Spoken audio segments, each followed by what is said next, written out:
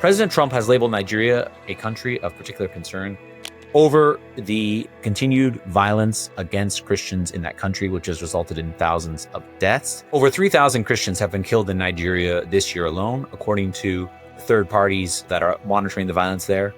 What's driving this conflict is a complex mix of religious animosity, of competition for scarce resources, primarily between Fulani militants, Boko Haram, and ISIS in Nigeria. And all these groups are involved in violence against Christians to some level. And finally, the erosion of state authority in many parts of Nigeria.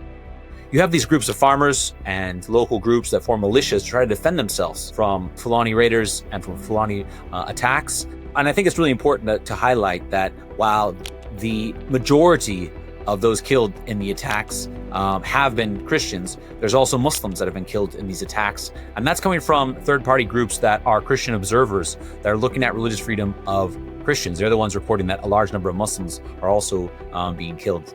This is a very complex situation in northern Nigeria, and the conflict is spreading.